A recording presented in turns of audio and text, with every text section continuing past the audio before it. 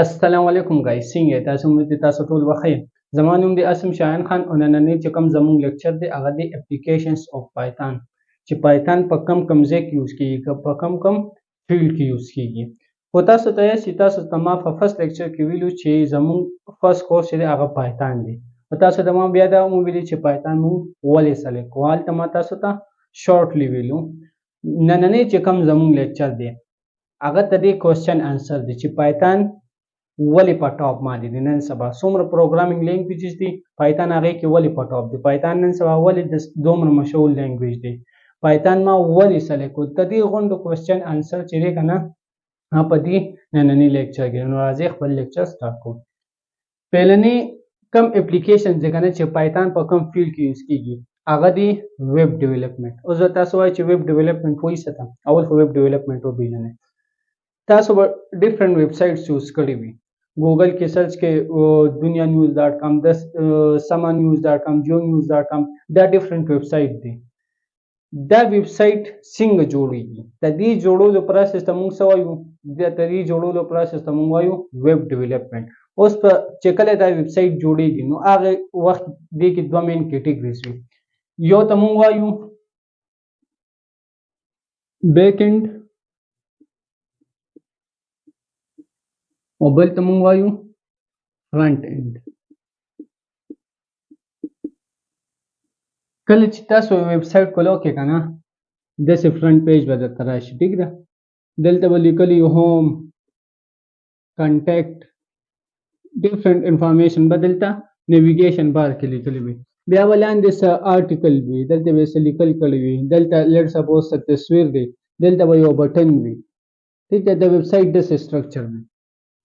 اوس دا کم فرنٹ پیج تاسو ته ښکاري که نه دا ډیزاینینګ دې ته موږ څه وایو دې ته موږ وایو دا د ویب سایټ فرنٹ پیج دی دې ته موږ وایو فرنٹ اینډ ډیولپمنټ دې ډیزاین کولو پروسس ته دې پیج جوړولو پروسس ته موږ وایو فرنٹ اینډ ډیولپمنټ او کم کس چې دا فرنٹ پیج جوړوي که نه هغې ته موږ وایو فرنٹ اینډ ډیولپر اوس دا بټن ده که نه دا بټن چې کلیک شي دا به څه کار کوي نو د دې فنکشن د دې هغه کار چې کم کس ډیسایډ کوي هغې کس ته موږ وایو بیک اینډ ډیولپر او د پروسس ته موږ وایو بیک اینډ ډیولپمنټ نو پایتان چې دی که نه پایتان چې تاسو زده کړئ نو دا تاسو یوز کولی شئ په ویب ډیولپمنټ کې په بیک اینډ ډیولپمنټ کې دا بیک اینډ چې دی دا د ویب ډیولپمنټ یو حصه ده نو تاسو دا دلته یوز کولی شئ پهلنی اپلیکیشن خو د پایتان دا شو دویم اپلیکیشن دی ډیسکټاپ اول خو ډیسکټاپ اپلیکیشن وپېژنئ چې دا وایي څه ته ګوره دوه ټایپس اف اپلیکیشن وي دوه ټایپ یو وي انډرایډ اپلیکیشن بل وي ډیسکټاپ اپلیکیشن انډرایډ اپلیکیشن هغې ته وایي چې په موبایل کې یوز کېږي لکه اوس واتساپ شو فیسبوک شو دا انډرایډ اپلیکیشن وي ډیسکټاپ اپلیکیشن هغې ته وایي چې هغه په ډیسکټاپ باندې کار کوي اوس ته د اگزامپل والا ایم ایس ورډ شو دا یو اپلیکیشن دی سافټویر دی دا په ډیسکټاپ باندې هم کار کوي دغه شان دا ایم ایس ورډ چې دی دا په انډرایډ باندې هم کار کوي نو دا انډرایډ دپاره بیل ورژن وي او د ډیسکټاپ دپاره بیل وي دغه شان چې کم اپلیکیشن په ډیسکټاپ باندې یوز کېږي ډیسکټاپ څه ته وایي کمپیوټر یا لیپټاپ دې ته وایي نو هغې ته موږ څه وایو ډیسکټاپ اپلیکیشن نو پایتان چې دی که نه ډیسکټاپ دپاره کم اپلیکیشن جوړېږي پایتان په هغې کې هم یوز کېږي انډرایډ دپاره نه موبایل دپاره نه ښه ډیسکټاپ اپلیکیشن دپاره بل دی نیټورکینګ اپلیکیشن ګوره اول خو نیټورکینګ وپېژنئ چې نیټورکینګ وایي څه ده لیټ سپوز زه دلته ولاړم که نه او بل کس دی هغه اسلام آباد کې دی زه هغه سره خبرې کول غواړم کمیونیکیشن ورسره کول غواړم نو زه به څه کوم زه به هغه ته کال میلو کوم او خبرې به ورسره کمیونیکیشن به ورسره شروع کوم نو دې پروسس ته موږ څه وایو په کمپیوټینګ ژبه کې دې پروسس ته موږ وایو چې نیټورک اسټیبلیش شو ټیک ده کله چې دوه ډیوایسز یا کلاینټ چې کله سرور سره اوس دا کلاینټ سرور څه ته وایي په دې بحث کې مه کنفیوز کېږئ خو صرف دا یاد ساتئ چې کله کلاینټ سرور سره کمیونیکیشن کوي یا دوه ډیوایسز یو بل سره کمیونیکیشن کوي نو هغې ته موږ وایو په کمپیوټینګ ژبه کې چې نیټورک اسټیبلیش کړه نیټورک دلته اسټیبلیش کړه ټیک ده دلته نیټورک جوړ کړه اوس نیټورک جوړولو دپاره چې کم سافټویر جوړېږي کم اپلیکیشن جوړېږي هغې کې هم دا پایتان یوز کېږي د دې یو بیسټ اگزامپل والا یو څو ورځې مخکې چې دی پاکستان کې یو څو اپس کا پرې خوستو سوشل میډیا کا پرې خوستو ٹھیک ده نو هغه سوشل میډیا اپ به بیا موږ څنګه اکسس کول هغې لپاره به موږ وی پی این یوز کولو وی پی این سری ورچوال پرایویټ نیټورک نو دا بس دی به څه کولو دی به موږ لا نیټورک اسټابلیش کو چې موږ هغه بل اپ سره د اپ سرور سره هغې سره موږ کمیونیکیشن وکړو هغه موږ اکسس کو نو دغه شان اپلیکیشن څه دی دې ته وایي نیټورکینګ اپلیکیشن او پایتان په هغې کې هم یوز کیږي دا صرف یو اگزامپل دی دغه شان آنلاین چې څومره کار کیږي ویب سایټ ته سرچ کې هغه آنلاین سرور ته اکسس کې هلته هم نیټورکینګ په کار راځي نو دا هلته هم یوز کیږي پایتان چې دی نیټورکینګ اپلیکیشن کې یوز کیږي بل دی گیمینګ گیمینګ کې هم پایتان یوز کیږي گیمینګ لپاره پایتان ډیفرنٹ لایبرریز دي هغې کې هم پایتان یوز کیږي یو کس دی هغه وایي چې زه گیم جوړو غواړم هغه هم پایتان باندې جوړولی شي بل دی ډیټا ساینس او ډیټا انالیسس دا بعض خلک چې دی دا کنفیوز کوي او بعض خلک وایي چې دا یو ټرم دی یو فیلډ دی او هسې بس ډیفرنٹ نومونه دي دا دواړه ډیفرنٹ فیلډ دي ډیټا ساینس کې څه وي ډیټا ساینس کې تاسو سره ډیټا وي که نه ډیټا ټیک ده لیټ سپوز یو کمپنی ده یو اگزامپل وره یو کمپنی ده که نه هغه دا غواړي چې زما په یو کال کې څومره لوس وشو یا پروفیټ وشو ټیک ده نو هغه به غونډه ډیټا راوالي که نه او هغه باندې به پایتان ټول اپلای کړي ټیک ده نو هغه ته به پروفیټ او لوس پته ولګي چې زما دومره پروفیټ وشو او دومره لوس وشو نو دا دته چې کوم ریزلټ راغو که نه دته پته ولګي چې یا زما دومره ګټه وشو یا نقصان دې ته موږ څه وایو دې ته موږ وایو ډیټا انالیسس څه ډیټا انالیسس ځکه چې د ډیټا راواغسته هغې انالایز کا او هغې نه د نتیجه راوباسله دې ته موږ وایو سمپل ډیټا انالیسس اوس د دې په ډیټا په بیس باندې د دې د ډیټا په بنیاد باندې د فیوچر پریډکشن وکړي یاره چې فیوچر کې به داسې کېږي ساده اگزامپل که زه تاسو له درکړم که نه څنګه چې دا موسم پریډکشن وکړي یاره چې سبا به باران کېږي سبا به نور تیز وي دا دې قسم پریډکشن ته فیوچر پریډکشن ته بیا موږ څه وایو دا بیا ډیټا ساینس کار دی ډیټا ساینټسټ کوي پوه شو که نه نو ډیټا ساینس او ډیټا انالیسس کې مین فرق څه دی چې ډیټا ساینس چې دی هغه فیوچر پریډکشن لپاره یوز کېږي او ډیټا انالیسس صرف ډیټا انالایز کړي او تعالی نتیجه درکړي دا خو نو پایتان چې دی په ډیټا ساینس کې هم یوز کېږي او ډیټا انالیسس کې هم یوز کېږي دې دواړو کې یوز کېږي بل دی سایبر سیکیورټي چې دی که نه دا نن سبا ډېر ایمرجنګ فیلډ دی ډېر اهم فیلډ دی دا سایبر سیکیورټي کې هم پایتان یوز کېږي مثال ته دې څه دی مثال ته دې داسې دی ستاسو په کمپیوټر باندې یو وایرس اټیک وکړو نو د هغې لپاره موږ څه استعمالو عام طور باندې اینټي وایرس نو اینټي وایرس څه دی ستا ډیوایس چې دی هغه سیکیور کوي که نه هغه ساتي که نه د وایرس نه نو دې ته موږ څه وایو سایبر سیکیورټي اپلیکیشن نو پایتان په سایبر سیکیورټي کې هم یوز کېږي بل دی آرټیفیشل انټیلیجنس اینډ مشین لرنینګ دا خو به تاسو ته پته وي چې آرټیفیشل انټیلیجنس نن سبا څومره په بره باندې روان دي نو پایتان چې دی که نه په آرټیفیشل انټیلیجنس کې هم یوز کېږي او د دې لپاره ښه ډېر زیاتې لایبرریز دي اوس لایبرری څه ته وایي دا به بیا موږ مخکې وایو خو ښه کافي مقدار کې پایتان ای دپاره لایبرریز دي او ایم ایل دپاره هم شته نو پایتان په دې کې هم یوز کېږي اټومیشن څه ته وایي اټومیشن اول وپېژنئ اټومیشن ورډ چې دی که نه دا د اټومیټک نه وته دی دا وایي څه ته یوز آف ټیکنالوجي د ټیکنالوجي یوز چې کله موږ وکړو یا یوز آف کمپیوټر ساینس ټولز هغه چې موږ وکړو د څه دپاره چې یو ټاسک دی یو کار دی که نه هغه په خپل وشي د هیومن انټریکشن پکې نه وي یوز آف ټیکنالوجي وداوټ هیومن کنیکشن چې هیومن کنیکشن پکې بالکل نه وي نو هغې ته موږ څه وایو اټومیشن وایو نو پایتان چې دی که نه اټومیشن کې هم یوز کېږي ته دی دا به هم بیا پریکټیکل یو اگزامپل دی هغه به د کوډ به درته ولیکم تاسو ته به زه وښیم چې څنګه پایتان اټومیشن یوز کېږي بل دی هیکینګ اول خو هیکینګ وپېژنئ چې هیکینګ وایي څه ته هیکینګ چې دی که نه کله چې زه دا هیکینګ لفظ یوز کړم که نه بعضې خلک دا سوچ کوي چې یاره دا انلیګل کار دی او دا جرم دی که نه پاکستان کې داسې خبره نه ده هیکینګ چې دی کنه دا الیګل هم کیدی شي او لیګل هم کیدی شي ډیپند کوي په کس باندې چې هغه یوز څنګه کوي زه چې دلته کوم خبره کوم کنه دا د لیګل هیکینګ خبر کوم ایتیکل هیکینګ چې کوم مونږ ورته وایو نو پایتان چې دی په ایتیکل هیکینګ کې یوز کیږي اوس ایتیکل هیکینګ یوز کیږي څنګه ایتیکل هیکینګ دی کنه یو کمپنی دا ټیک دا هغه یو ویب سټ جوړ کړی دی اوس کمپنی سره ډیلو کې چې رجستا دا ویب سټ ګورم کدی کې څه کمزوریاں وی کنه هغه زتا ته هم دغه په بدله کې وته ماته سره کې پیمنٹ په ماته ورکړي ٹھیک ده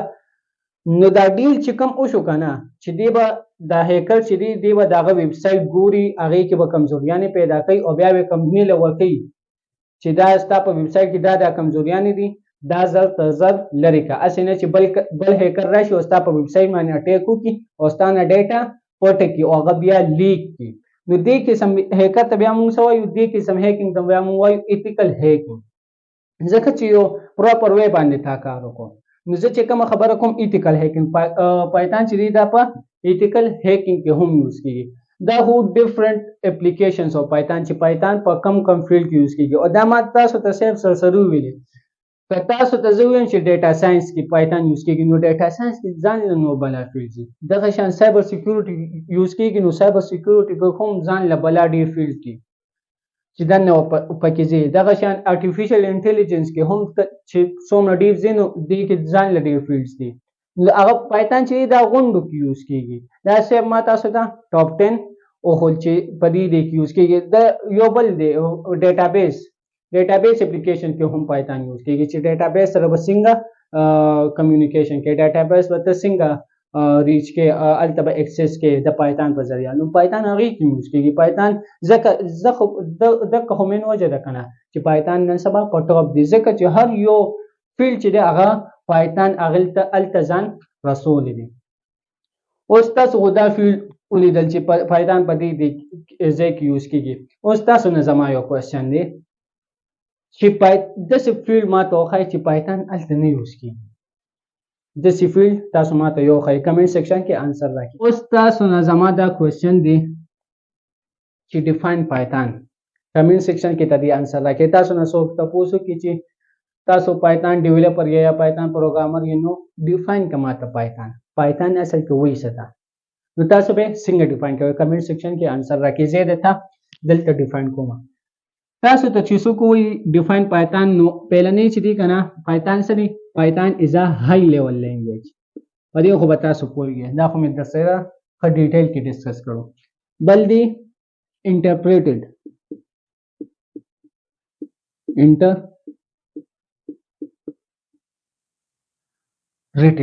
په دې دوه ټرمینالوجیز خو به تاسو پوهیږئ چې های لیول څه ته انټرپریټډ څه دریم کم ټرمینالوجي دا هغه دی dynamically type اوس دا چې کنه دا لګ ډینجر لفظ دی dynamically types ته وایي دا ډېر ډسکشن کوو تاسو دا په سکرین باندې دوه پکچر ښکاري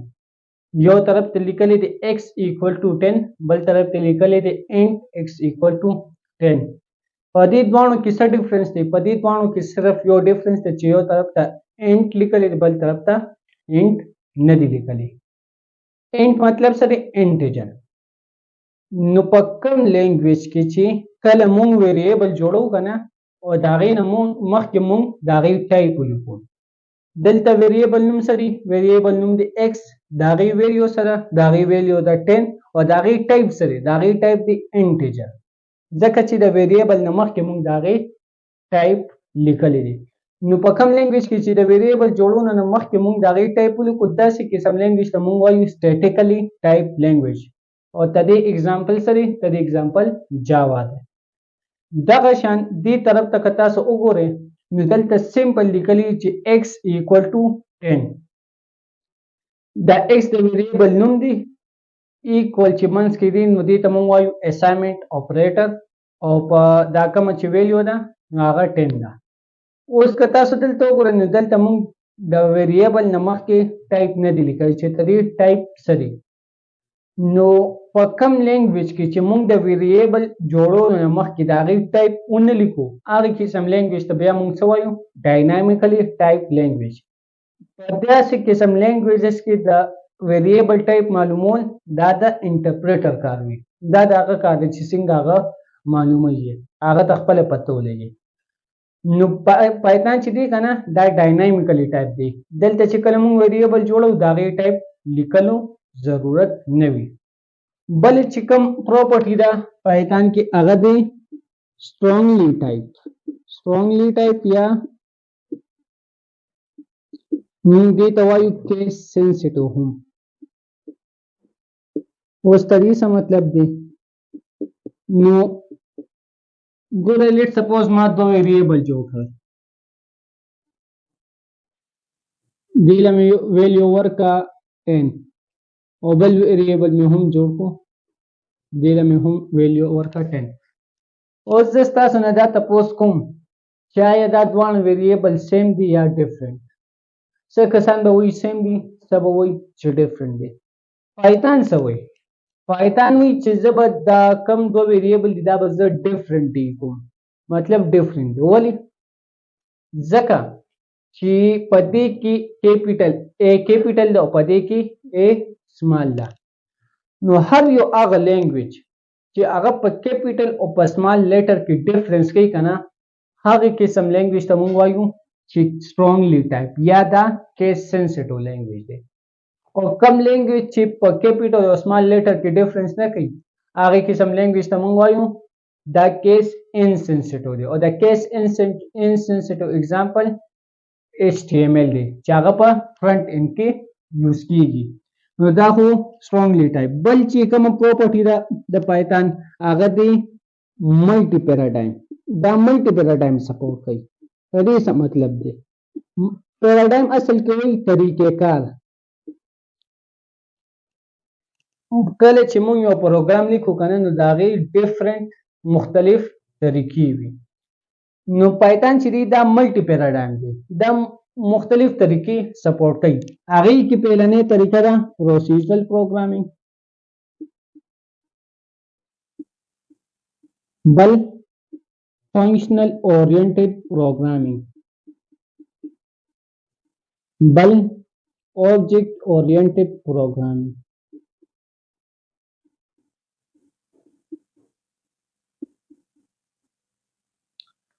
اوس به تاسو وایئ چې دا وایسته نو فی الحال دا پرېږدئ، که دا مې درته اوس وویلې کنفیوز به شئ. زمونږ غونډ کورس چې دی که نه هغه هم په دې دی چې دا پروسیجر څه ته وایي، فنکشنل څه ته وایي، آبجیکټ اورینټډ څه ته وایي.